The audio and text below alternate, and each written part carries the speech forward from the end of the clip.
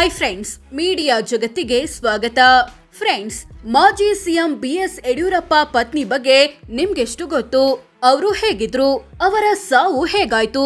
ಪತ್ನಿ ಸಾವಿನ ಬಳಿಕ ಯಡಿಯೂರಪ್ಪ ಮತ್ತು ಶೋಭಾ ಕರಂದ್ಲಾಜೆ ಸಂಬಂಧದ ಬಗ್ಗೆ ಎದ್ದ ಆರೋಪವೇನು? ಅದು ನಿಜಾನಾ? ಈ ಬಗ್ಗೆ ಶೋಭಾ ಕರಂದ್ಲಾಜೆ ಹೇಳೋದೇನು?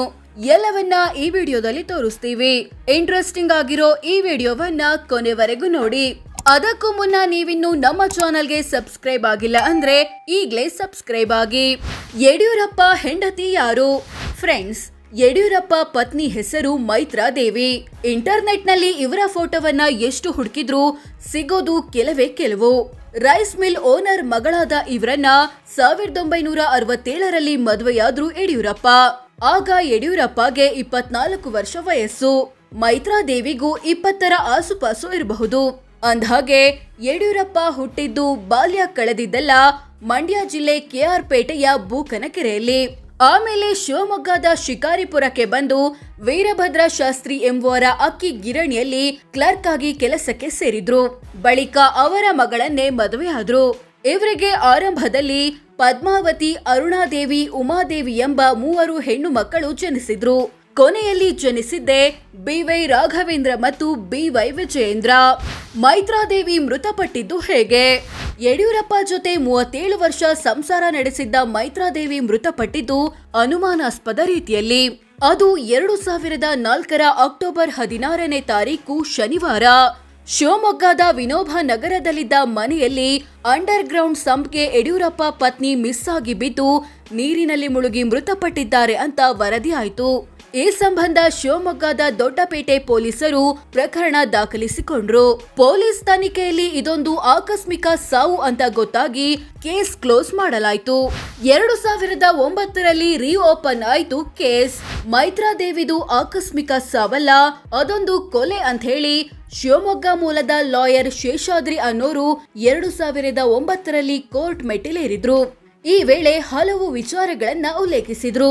ಪ್ರಮುಖವಾಗಿ ಮೈತ್ರಾದೇವಿ ಬಿದ್ದ ಸಂಪ್ 8 ಅಡಿ ಆಳವಿತ್ತು, ಆದ್ರೆ ನೀರಿದ್ದಿದ್ದು 4 ಅಡಿ ಮಾತ್ರ. ಮೈತ್ರಾದೇವಿ 5.5 ಅಡಿ ಎತ್ತರವಿದ್ರು. ಸೊ ಇಷ್ಟು ಕಮ್ಮಿ ನೀರಿನಲ್ಲಿ ಮುಳುಗಿ ಸಾಯಲು ಹೇಗೆ ಸಾಧ್ಯ?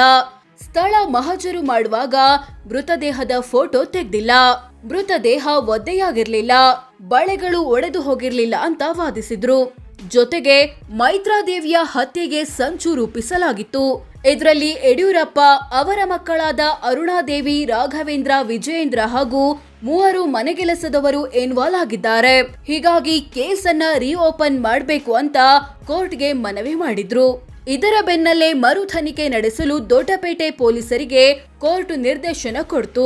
ಮತ್ತೆ ತನಿಖೆ ನಡೆಸಿದ ಪೊಲೀಸರು ಕೋರ್ಟ್ಗೆ ವರದಿ ಸಲ್ಲಿಸಿದ್ರು. ಆ ವರದಿಯಲ್ಲಿ ಹೊಸತೇನೂ ಇರಲಿಲ್ಲ.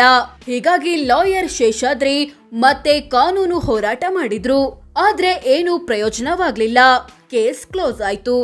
ಸಿಬಿಐ ತನಿಖೆಯಾಗಲಿ ಎಂದಿದ್ದ ವಿಶ್ವನಾಥ್ ಸಹಜ ಸಾವಲ್ಲ ಅಂದಿದ್ರು ಕುಮಾರಸ್ವಾಮಿ.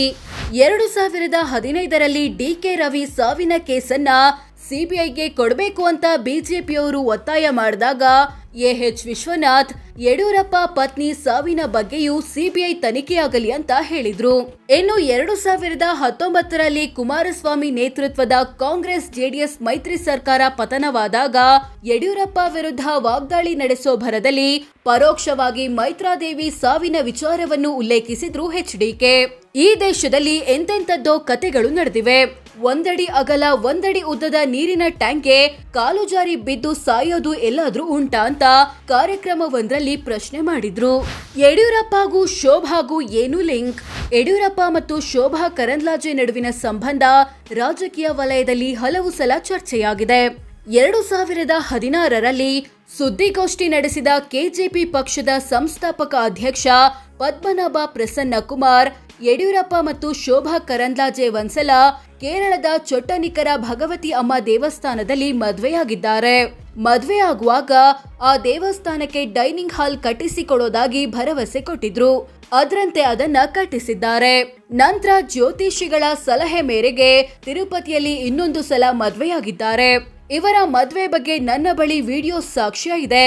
ನಂಗೆ ಜೀವ ಬೆದರಿಕೆ ಇರೋದ್ರಿಂದ Z+ ಸೆಕ್ಯೂರಿಟಿ ಕೊಟ್ರೆ ವಿಡಿಯೋ ರಿಲೀಸ್ ಮಾಡ್ತೀನಿ ಅಂದಿದ್ರು.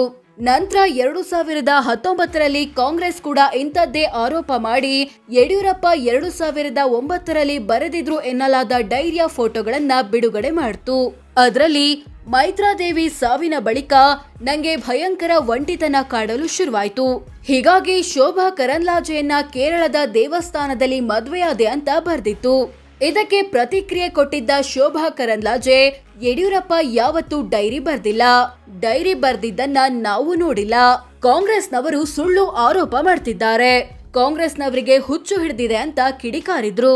ಸೋ ಫ್ರೆಂಡ್ಸ್, ಇದಿಷ್ಟು ಯಡಿಯೂರಪ್ಪರ ಪತ್ನಿ ಯಾರು, ಹೇಗಿದ್ರು, ಅವರಿಗೆ ಆಗಿದ್ದೇನು, ಪತ್ನಿ ಸಾವಿನ ಬಳಿಕ ಯಡಿಯೂರಪ್ಪ ಮತ್ತು ಶೋಭಾ ಕರಂದ್ಲಾಜೆ ಸಂಬಂಧದ ಬಗ್ಗೆ ಎದ್ದ ಆರೋಪವೇನು, ಇದಕ್ಕೆ ಶೋಭಾ ಕರಂದ್ಲಾಜೆ ಏನ್ ಹೇಳ್ತಾರೆ ಅನ್ನೋದನ್ನ ತಿಳಿಸಿಕೊಡೋ ಪ್ರಯತ್ನ.